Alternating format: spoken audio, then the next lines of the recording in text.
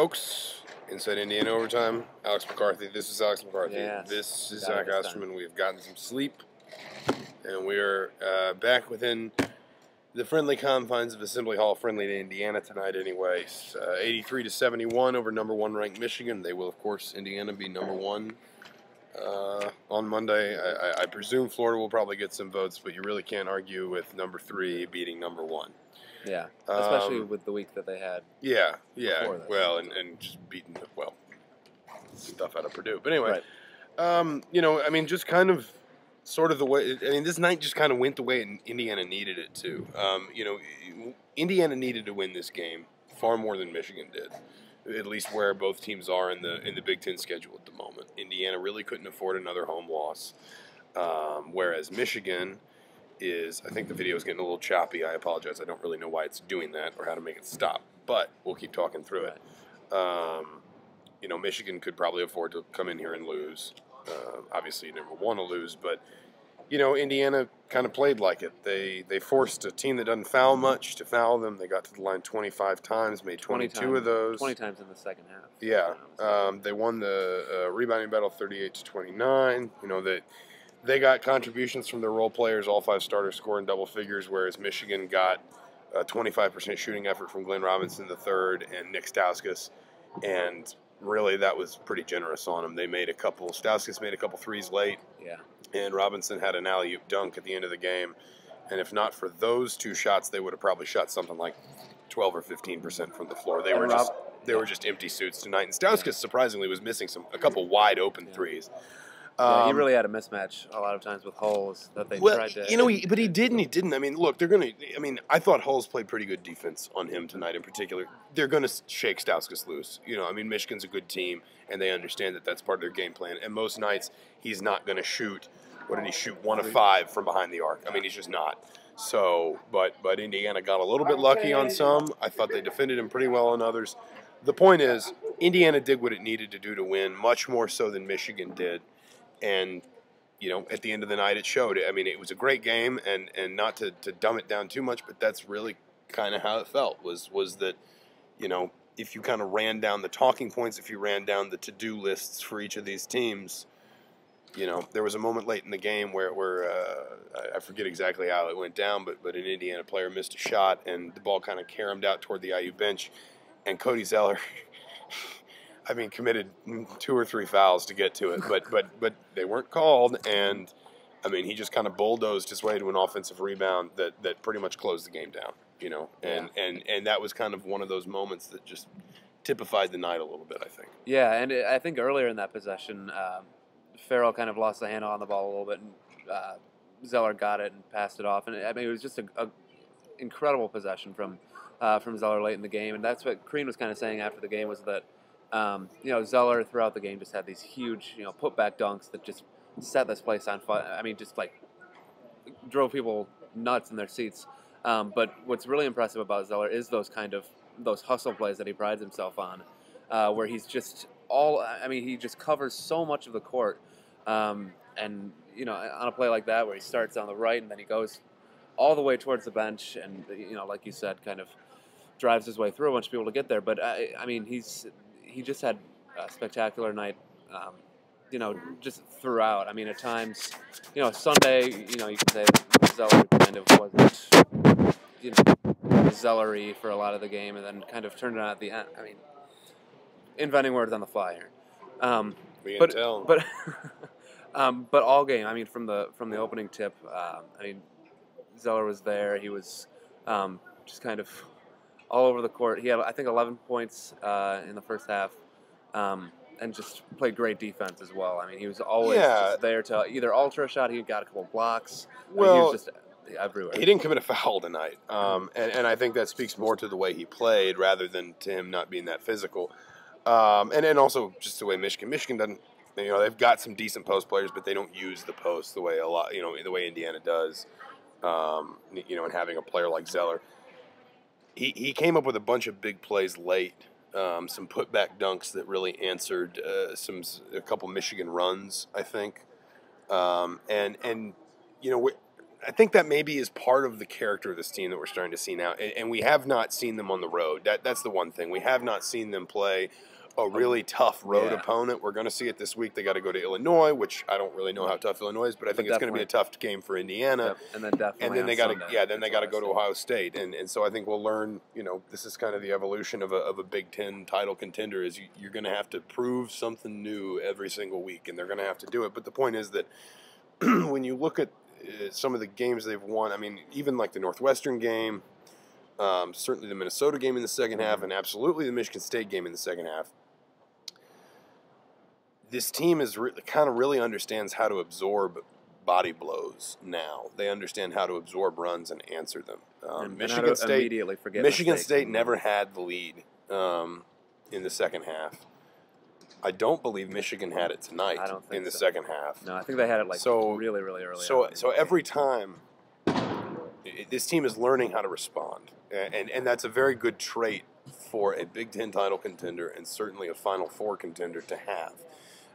As long as they can play, as long as they can play with a lead. I mean, against Wisconsin, they struggled on the other side of things to put runs into Wisconsin and get their offense going. But that's a really important thing to have. They just kind of seem to have that innate knack for hitting one big shot, for stopping momentum somehow. Yeah. For really kind of hauling the game back in. Yeah. And I mean, the best example of that obviously tonight was when Michigan came back and tied the game at 40, and then I think IU went on a 9-0 run or an 11-0 run. It was 9-0, okay, I believe. And that was just kind of that big, that was kind of a huge moment in the game where, IU started off just on this huge tear. I mean, they hit their first 6 shots, got up 18 or 20 to 7. And then committed a bunch of turnovers when Farrell was kind of struggling with some foul trouble. He only played 9 minutes, I think, in the first half. And then Burke hits this really nice 3 to end the half, and it was just kind of, you felt like IU should be leading by more than 4 at halftime, and then Michigan comes out and ties it to start the second half, and you're thinking, what? Well, Indiana actually started hot in the second half, and then Michigan came back to tie. Yeah, but then there's a moment where you think, well, which way are they going to go? Are they going to keep, losing ground little by little against Michigan, or are they going to put together a run and do something? And that's exactly what. Well, yeah, I mean, and that's kind of, they're just kind of developing that identity right now. Anyway, it seems like, where they can absorb those runs, and where maybe a year ago, 2 years ago, certainly this team couldn't handle those moments, would eventually cripple and fold in one of those moments. This team really seems to have the mental determination to make the little plays to come through big, and it served them very well against Michigan State. It served them very well tonight, and they're going to need it certainly in the coming week on the road. Yeah, definitely. And I think we saw. I'm just going to say we need to talk about Trey Burke, and it's late, sure. and so we don't want this to run on for like 20 minutes, but. 25 points, 8 assists, 5 rebounds, 3 turnovers, 2 steals. But, the one caveat is 24 shots. And 12 threes. You think a little bit about the way Shane Battier talked in his profile piece, I think New York Times did on him a few years ago, about defending a player like Kobe Bryant, where he said you don't necessarily come into the game trying to stop Bryant from scoring. You come into the game trying to stop him from doing it efficiently. If you force him to take 5 or 8 more shots in a game than he should to get to 40 points, then that's 5 or 8 possessions you've taken away from his team. And it felt a little bit like that tonight. Tim Hardaway Jr. is 8 of 16 from the floor. He was predictably big scoring the ball, but he only had 1 rebound. He had no assists, blocks, or steals. So he basically just scored, and that was the only way he impacted the game. And Indiana did a really good job of kind of isolating Burke. You talk about the fact that he shoots 12 threes. I think that says something to the way that they never allowed him to really – I mean, he still had 8 assists, but he's just a great passer. I mean, he's one of those players who don't stop. And I think that Indiana did a really good job tonight of not letting him break them down defensively and bring teammates into the game. I think that was very important. And so they made him take a lot of threes. They made him just take a lot of shots in general. So he got his points because he's a great player. He's a Big Ten and National Player of the Year candidate, without a doubt. Yeah. But they used Sheehy on him. They used Oladipo on him. They used Farrell on him, and they at least forced him to be seriously inefficient. Yeah. And I think that was part, particularly in the second half, when the role players just kept basically not showing up. I think that was a kind of a big part of Indiana being able to just keep Michigan at arm's length. Yeah.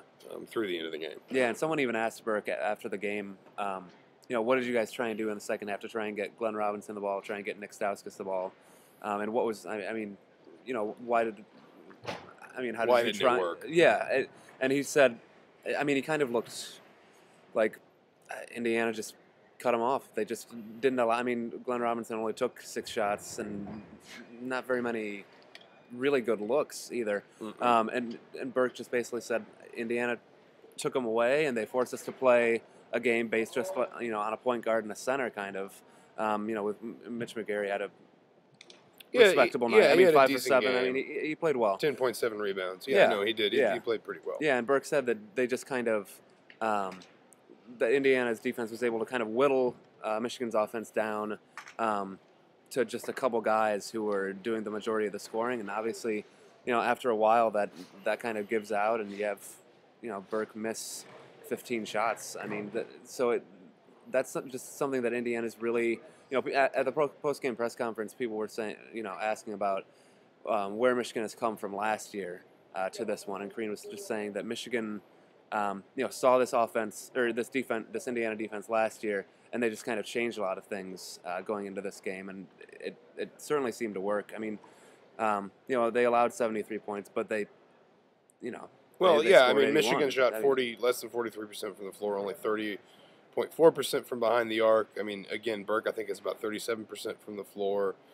It's one of those, when you're facing elite teams, it's not so much a question of totally shutting a player down.